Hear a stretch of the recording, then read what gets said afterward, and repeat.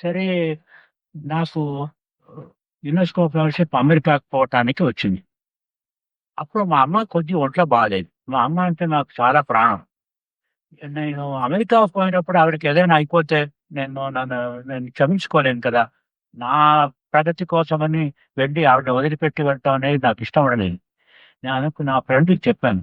ఇది చూడండి ఎవరైనా చు చెప్పగలిగితే నేను వెళ్ళొచ్చు మా అమ్మకి ఏం కాదు అని చెప్తే అప్పుడు పోతాను లేకపోతే పోను అన్నా. అదెందుకండి కరీంనగర్‌లో ఉన్నారు కదా గురువుగారు. ఆయన దగ్గరికి వెళ్ళిపోండి అనండి. ఇప్పుడు కరీంనగర్‌కి ఆయన అపాయింట్‌మెంట్ చేయలేదు. ఇక్కడ వరంగల్‌లో ఉంటున్నాను. ఈ సాయంకాలం 4:30కి ఇంటికెళ్ళాలి ఇప్పుడు నేను. అంటే అయితే కాదు మీరు వజనపల్లి కృష్ణమూర్తి గారిని ఒకాయన వస్తారండి మిరపకాయ మర్చెంటు. ఆయన కరీంనగర్ పోతున్నారు గురువుగారిని చూడటానికి ఏదో ఆయన డిస్కస్ చేయడానికి బిజినెస్ మ్యాటరు. నేను పోవట్లేదు మీరెళ్లి కూర్చొని వెళ్ళిపోండి అన్నారు. సరే ఆయన ఆయన ఆయన వచ్చాడు. ఆయన కార్‌లో కూర్చున్నాం. ఆయన పెద్ద లిస్ట్ పెట్టుకున్నాడు క్వెషన్ అడగటానికి. ఏ లిస్ట్? పత్తి కొనాలా? మిరపకాయ కొనాలా? ఇది ఎంత ధరకు కొనాలి? ఏంటి అన్ని పెద్ద క్వెషన్స్ పెట్టుకొని కూర్చున్నాడు. చెప్పాను నాకు ఇదంతా అడగబోతాడని. సరే కరీంనగర్ వెళ్ళిపోయాం. కరీంనగర్ వెళ్తే గురువుగారు ఇంట్లో లేరు. ఆ ప్యూన్ వచ్చి గురువుగారు చెప్పారు వరంగల్‌కి ఇద్దరు వస్తారు. వాళ్ళు కూర్చోపెట్టు నేను ఇప్పుడే వస్తానన్నాడు.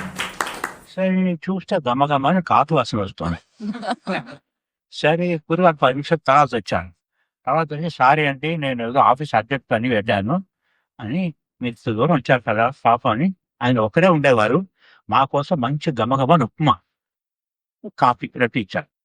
ఇచ్చేసి నాకు తొందర కదా ఎప్పుడును. సార్ నేను ఒక క్వెషన్ అడగటానికి వచ్చాను మిమ్మల్ని. ఆ! ఆ! పర్వాలేదు పర్వాలేదు. ఎందుకు క్వెషన్ టాపిక్‌గా మాట్లాడుకోవచ్చు కదా! మీతో పాటే నేనే వరంగల్ వెనక్కి వచ్చేస్తాను అని అన్నారు. సరే ఉపమా కాఫీ అంతా అయిపోయిన తర్వాత నేను క్వెషన్ అడిగాను. గురుగారు మీకేం అవ్వదని పెట్టారండి మీకు మంచిది అయిపోతుంది అంతా అని మీ అమ్మ బాగానే ఉంటుంది చాలా ఉంటుందని చెప్పేసారు. ఆయన ఎట్లాంటి ఇప్పుడు మిరపకాయ బిజినెస్ అడుగుతాను. ఆయన మాట్లాడే కదా గురుగారు. సరే కారెక్కేసాం. కారెక్కి నీకు ఆనందం అంటే ఏం తెలుసా అని అడిగారు. హ్యాపీనెస్ అన్నాను. దట్స్ నాట్ ఇట్ అన్నారు. హ్యాపీనెస్ కాదు ఇది. ఏదో లడ్డు తిండి మీకు మీకు అనుభవం ఉంది చూడండి. అది సుఖం.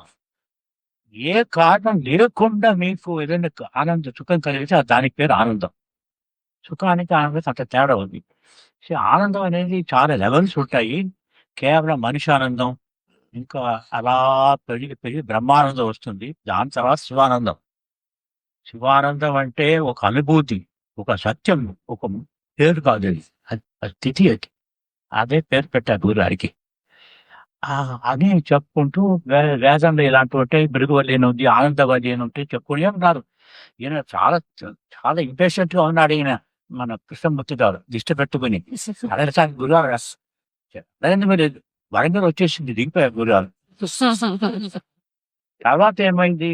ఆయన సొంత బుద్ధి వాడుకొని ఏదో అమ్మాడో, ఏదో పన్నాడో అయిపోయింది. అన్నీ కొన్ని లక్షలు నష్టమైపోయింది. నా జీవితాంతం ఆయన వచ్చి "నువ్వే కారణం నా బిజినెస్ నష్టం అవ్వటానికి" నేను ఉదాహరణ మాట్లాడమన్నారా? ఆయన మాట్లాడుతుంటే విన్నాను అంతేనయ్యా నేను తప్పు కాదు. అంటే లేదు నువ్వే తప్పు అంటూ నన్ను తీసి ఉండేవాడు. సరే తర్వాత తమాషా అంతా చూడండి మీరు.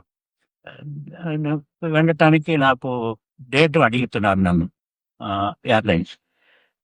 నేను సరే ఏదో డేట్ ఎక్కడ ఫ్లైట్ ఎప్పుడు దొరుకుతుందో అప్డేట్ అవుతున్నాను. అదంతా కాదు నా ఫ్రెండ్స్ చెప్పారు. లేదు మళ్ళీ నువ్వు గురుగారి దగ్గరికి వెళ్ళి డేట్ అడగాలి అన్నాను. నేను దాన్ని ఆయన పాపం ఎందుకు ఇంత చిన్న విషయాన్ని డేట్ అడగటం అన్నా. లేదు లేదు అడగలను. సరే గురుగారి దగ్గరికి పోయాను. సార్ నాకు మీరు చెప్పారు అప్పుడు నేను అక్సెప్ట్ చేస్తున్నాను. ఫెలోషిప్ వచ్చేసింది. నేను వెళ్ళాలండి నేను. డేట్ కావాలండి. మీరు ఇక్కడి నుండి సెప్టెంబర్ 19థ్ బయలుదేరండి. సెప్టెంబర్ 22nd దిగిపోండి అన్నారు. సెప్టెంబర్ 19థ్ ఇక్కడ ఫ్లైట్ ఎస్టీది. సెప్టెంబర్ 22 అమెరికా దిగితే 3 రోజులు ఆకాశంలో పెట్టుకుంటాడు వాడు. ఇదేమిటి సంగతి? సరే నేను తప్పు చేశాను ఈయన దగ్గర నుంచి అడిగేసిన తర్వాత పాటించాల్సిందే అని 19థ్‌కే బయలుదేరి దారిలో నా ఫ్రెండ్ ఉండేవాడు ఒకాయన. ఆయన ఆమ్‌స్టర్‌డామ్‌లో. ఆయన దగ్గర 3 రోజులు ఉండి కరెక్ట్‌గా 22nd దింపాను. అప్పటి నుండి నేను అడిగేవాడిని కాదు. అడిగితే మాత్రం చచ్చినట్టు పాటించేవాడిని. అది చాలా ఇంపార్టెంట్ అది. మీరు అలాంటి మహాత్ముల దగ్గర ఏదైనా మాట మీరు వింటే అది సత్యమే అది. అది పాటించి వస్తుంది. కష్టమో, నష్టమో అంతా తర్వాత చూడకూడదిక. అడగనప్పుడు అడిగితే పాటించాలి.